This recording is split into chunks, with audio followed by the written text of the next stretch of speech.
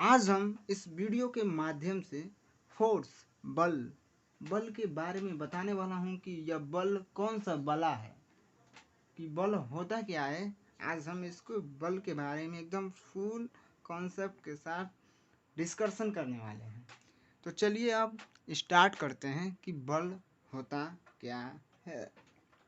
बल, इसको इंग्लिश में कहते हैं फोर्स। इसका डिफिनेशन पूछ दूं कि बल क्या है, बल होता क्या है, तो बल वह बाह्य कारक होता है जो किसी वस्तु की विरामावस्था, गति की अवस्था तथा वस्तु के आकार तथा आकृति में परिवर्तन कर देता है तथा परिवर्तन करने का प्रयास करता है, बल कहलाता है। एग्जाम्पल जैसे मैं ले लेता हूँ, मान लीजिए कोई क्या है, साइकिल है, गतिशील की अवस्था में है और हम उस पर बाह्य बल लगा करके क्या कर दिए, रोक दिए, तो वह गति से किस अवस्था में आ गया, विराम की अवस्था में आ गया। यानी कि उस पर बल लगाएं तो वस्तु की गति की अवस्था को मैं विराम की अवस्था में बदल दिया। या यदि कोई वस्तु है, मान लीजिए साइकिल ही है, रुकी हुई है, विराम की अवस्था में है और उस पर मैं बाह्य बल में लगा दूं, उस पर बल लगाकर उसको मोशन में कर दूं, यानी कि गति में कर दूं। यानी कि बल लगाएंगे तो गति, यानी कि गति की अवस्था में आ जाएगा। तो या हम बोल सकते हैं, मान लीजिए कोई वस्तु है, उसकी आकार और आकृति में भी परिवर्तन हो जाता है। हाँ, जैसे मान लीजिए गेंद है, गेंद जो है उनका आकार और आकृति कुछ और है, उस पर बल लगा दिए, प्रेशर देते हैं उस पर, तो उसकी आकार और आकृति में भी परिवर्तन हो जाता है। तो बल के कारण ही होता है। तो ये बल के कुछ उदाहरण हैं जो मैं बोल दिया, नोट कर लीजिए। बल के अब प्रकार देखते हैं कि बल के प्रकार होते क्या हैं।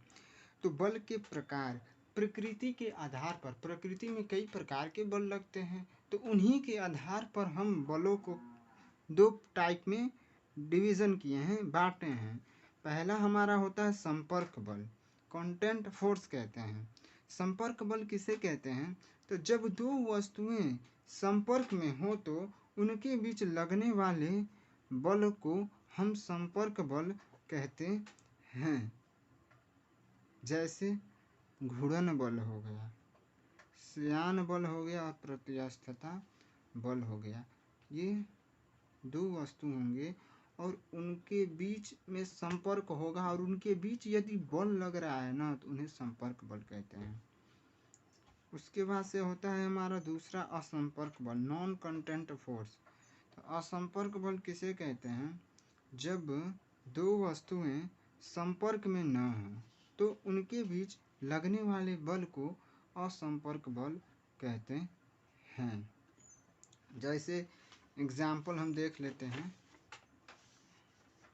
जैसे एग्जाम्पल हमने लिखा है गुरुत्वाकर्षण बल। गुरुत्वाकर्षण बल एक प्रकार का असंपर्क बल होता है। क्यों? क्योंकि यदि हम किसी वस्तु को क्या करते हैं, ऊपर की तरफ उछालते हैं, तो पृथ्वी अपने केंद्र की तरफ वस्तु को क्या करता है, नीचे की तरफ खींच लेता है, आकर्षित कर लेता है। तो पृथ्वी पकड़ने तो नहीं जाता है किसी पिंड को या वस्तु को आकाश में जब हम फेंकते हैं, तो वह अपने एक ही अक्ष से, केंद्र से ही क्या करता है, उसको अपनी तरफ खींच लेता है, आकर्षित कर लेता है। तो यह असंतुलित बल, असंपर्क बल है। इन दो वस्तुओं के बीच कोई संपर्क ही नहीं हुआ। पृथ्वी यहाँ पर अपने अक्ष पर है और हमारा, मान लीजिए आकाश में किसी वस्तु को हमने फेंका, तो इनके बीच कोई बल ही नहीं लगा, असंपर्क बल है। तो जब दो वस्तुओं के बीच क्या होते हैं, संपर्क नहीं होता है, तो उन दो वस्तुओं के बीच जो लगने वाला बल होता है उन्हें असंपर्क बल कहते हैं। ऐसे ही है विद्युत बल और चुंबकीय बल होते हैं। जब हमारा लाइट आता है, करंट उसमें वायर में फ्लो होता है, तो उसके चारों तरफ एक क्षेत्र उत्पन्न होता है जो विद्युत चुंबकीय क्षेत्र होते हैं, और उनके बीच जब बल लगता है तो उनको हम विद्युत चुंबकीय बल कहते हैं। तो वह ऑटोमेटिक हो जाता है, संपर्क में नहीं आते हैं, तो वह हमारे कौन से बल हो गए? तो असंपर्क बल, नॉन कंटेंट फोर्स हो गए। बलों का प्रभाव, दैनिक जीवन में बल किन किन कैसे कैसे होते हैं उनका हम प्रभाव देखते हैं।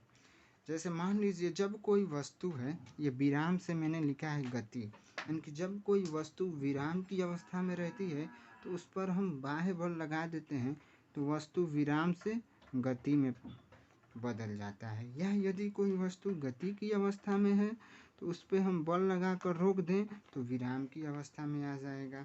या किसी वस्तु को हम क्या कर दें, उनके दिशा में परिवर्तन कर दें तो वह हमारा बल के प्रभाव के अंतर्गत होता है।